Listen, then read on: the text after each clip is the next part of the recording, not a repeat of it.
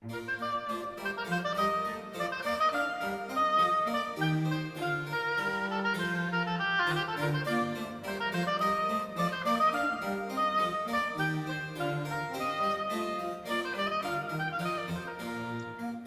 back to the Classical Architecture Workshop. My name is Professor Brandon Rowe. In today's lecture, we'll be learning about how to master light in architecture. This is the first of two lectures. This first part will focus on the theory of shade and shadow. Let's begin. When we think about how to master light, let's think about light itself. Light reveals majestic colors as well as the never-ending horizon. It also enables us to comprehend both simple and complex natural forms.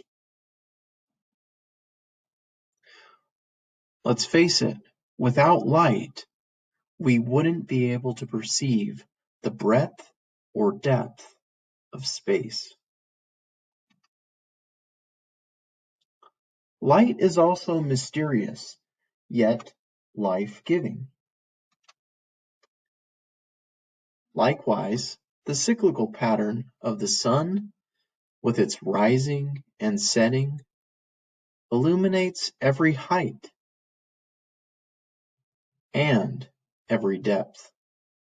Without light, darkness would envelop all things.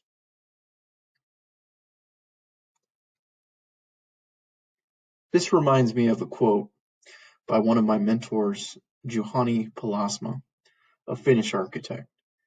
He writes, quote, "Every distinct landscape and setting, space and place has its characteristic light, and it is often the experiential quality that most directly and forcefully conditions the spatial atmosphere and our mood.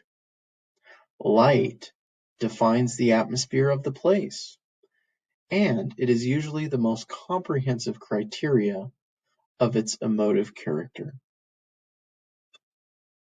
He continues, "Light controls the processes of life, and even many essential hormonal activities depend on light. As a consequence, it has a deep effect on our activeness and energy level, in addition to conditioning our mood." Close quote. So let's look at light and architecture. Light, we might say, gives architecture the breath of life. Considering the ancient Egyptians, this was when the first rays of sunlight touched the top of the pyramids, or when the sun rose between the obelisks. Mysterious qualities of light are also usually filtered through stained glass windows and then descend from soaring heights. Light also reveals the rhythm of architectural elements, such as columns or battlements. Yet, light enables us to perceive the richness of texture and beautiful ornamental details, such as those found on the Pantheon in Rome. Since this is one of my favorite buildings, let me take you on a little journey and walk to experience this building. So as one approaches from the plaza in front and enters the Pantheon, the spherical womb-like shape immediately overcomes the visitor. Each person's gaze is taken from the floor upwards to a single opening in the top of the dome. This is known as the oculus. It is such an important feature, for it is through this single aperture that light floods the space, and one is able to comprehend this internal spherical spatial form. Time is almost suspended as light enters into the space. Feelings of timelessness come over the visitor as sunlight slowly moves along the coffered ceiling. This suspension of time by the interplay of shadow and light is truly unforgettable. And one can't help but notice the details of the coffered dome as light and shadow interact with one another. But this also takes place as other internal features are graced by light. Light swings across the interior of the Pantheon as a great pendulum hung from the sky. This reminds me of another quote by Mr. Policeman. He says, quote, "Light and shadow articulate space into places and subspaces, and their interplay gives space its rhythm, sense of scale, and intimacy. Objects are separated by their shadows, and they dwell in the intimacy of their shadow. Light must be contained by space, or concretized by the surface or matter that it illuminates to be recognized." Close quote.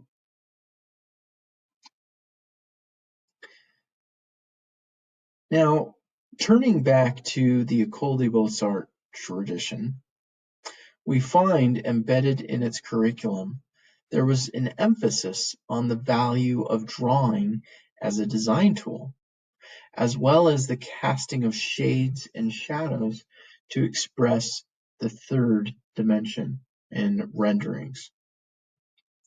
Of course, the purpose of architectural rendering was not to just make a pretty picture, but to make a conventional drawing intelligible. One of the purposes of the Analytique that we discussed in a previous lecture was to demonstrate a knowledge of descriptive geometry in projections and in shades and shadows. So now as we focus on these shades and shadows, they had to be drawn correctly to give life to plan, elevation, and section. Usually a monochrome or grayscale was used specifically for the Analytique. And sun angles on both horizontal and vertical projections were comprised of a 45-degree angle. So let's look at a couple of examples of how a flat two-dimensional object, such as drapery or an acanthus leaf, going from a two-dimensional drawing, can get some sense of life and depth by adding layers of shadowing. Here's yet a further example of an ornamental detail of how that really comes to life. Here's a further example of a ceiling coffer and how that interplay of light and shadow really makes it become vibrant and almost pop off of the page.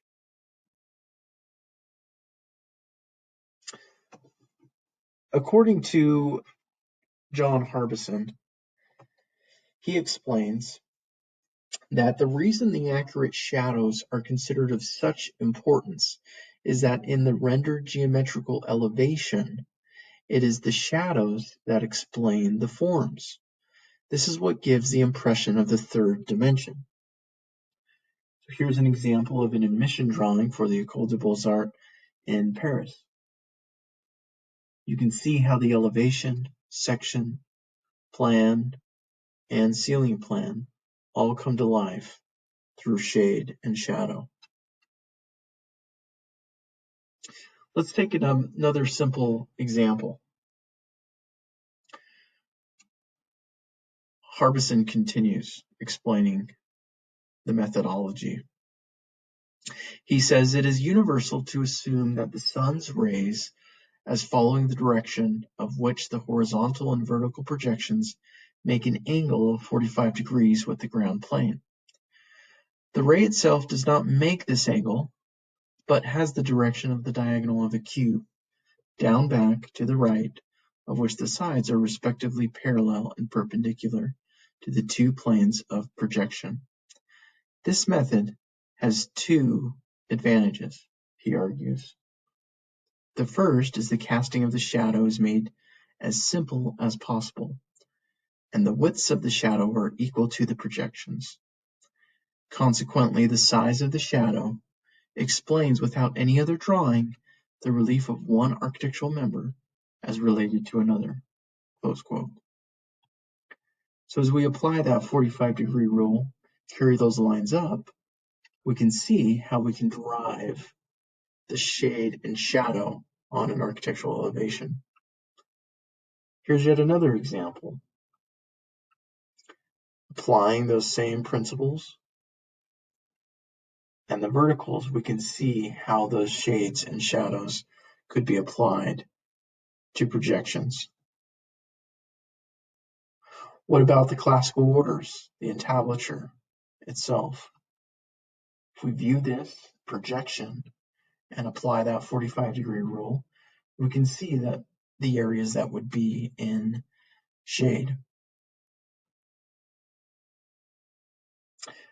But we must think about how to convey a sense of depth by layering shadows and washes if we're doing a watercolor rendering. So the simplest way to think about this is in a series of layers or planes. So demonstrated here on the upper left, you can see a series of colors. And if we start by applying the first principal plane as being right there in the middle, and then going away from that, things start to become a little bit darker in their shade and shadow. Similarly, if things come forward in the plane towards the viewer, they will increase in darkness and value.